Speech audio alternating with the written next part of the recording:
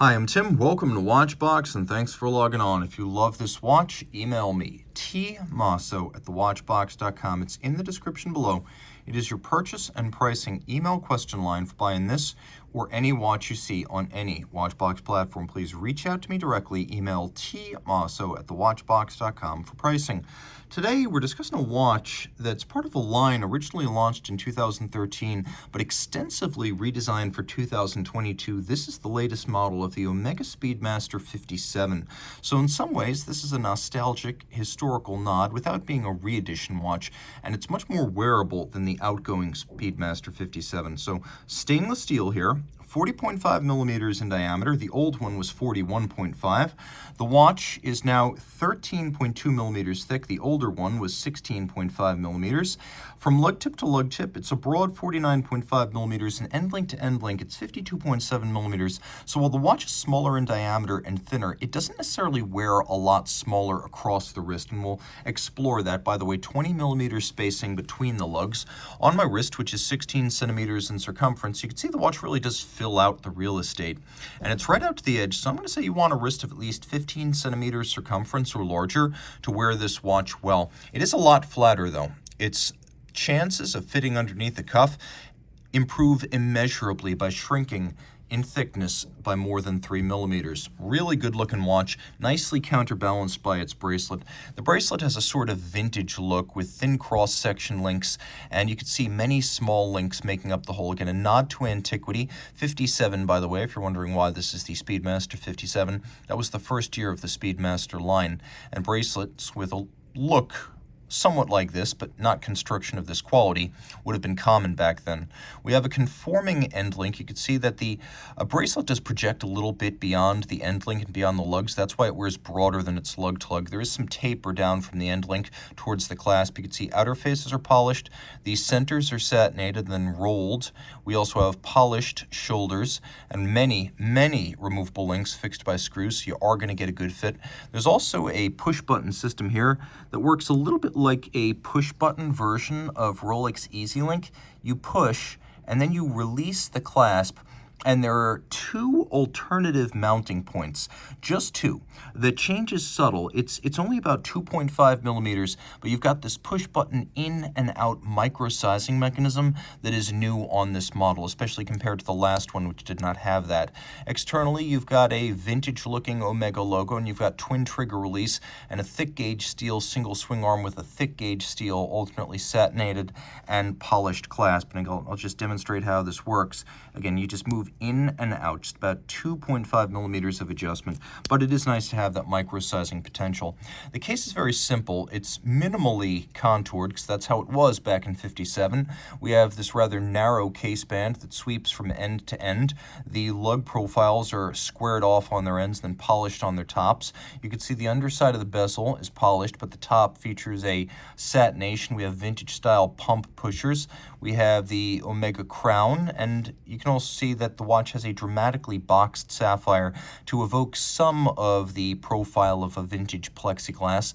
Historically inspired alpha-style hands for the sub-registers, as well as the broad arrow hour hand. We have a lovely sort of frosted red dial, and it's not quite burgundy, maybe a little bit brighter than burgundy. Well, it's called bright burgundy, but it has a wonderful granular texture, much like the dial of a Patek Philippe 5524. It's really quite attractive.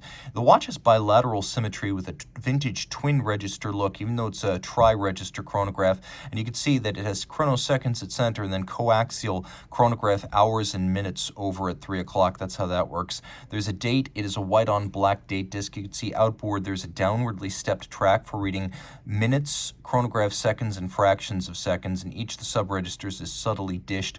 All the indices are applique, and you can see most of them cantilever over the center dial. We'll do a quick loom shot so you can see the watch in the dark, no shortage there.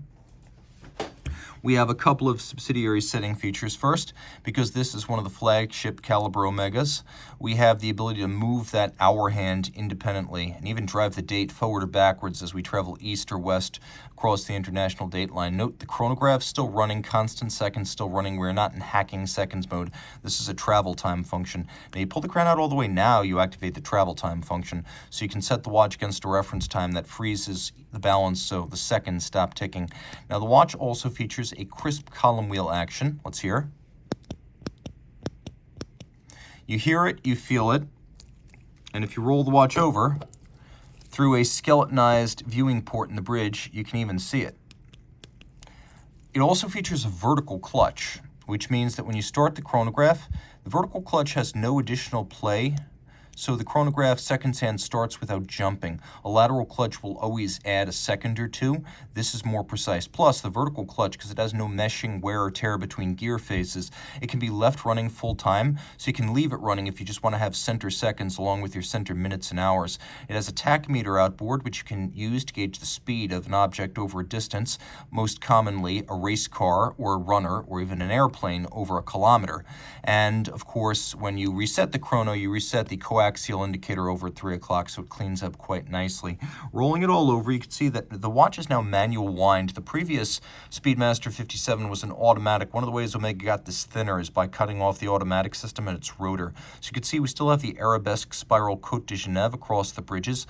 2 barrels, automatic winding, 60-hour power reserve. The beat rate on these is now 4 hertz. The quirky old 25,200 vibration per hour beat rate is now a conventional 28,800. It pivots on 45 joules. It has hacking seconds, the time zone function, column wheel, vertical clutch, a coaxial tri-level escapement as envisioned by George Daniels in the 70s, industrialized by Omega in the 90s. Now, in its ultimate iteration, it achieves all of Daniels' original goals, including better accuracy, lower maintenance, and extended power reserve. With twin barrels in series, the watch doesn't feature a big amplitude drop-off after 18, 24, or 36 hours like you would get with a single barrel. And it has a full balance bridge with a free-sprung balance architecture for robust shock resistance, plus an anti-magnetic balance staff, hairspring, and escapement. So the watch is anti-magnetic to over 15,000 Gauss.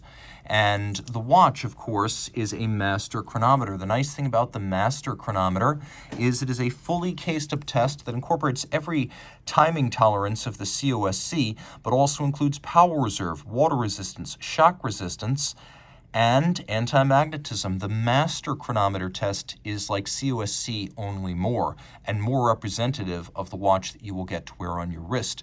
Reach out to Team Mosso at thewatchbox.com for purchase and pricing details.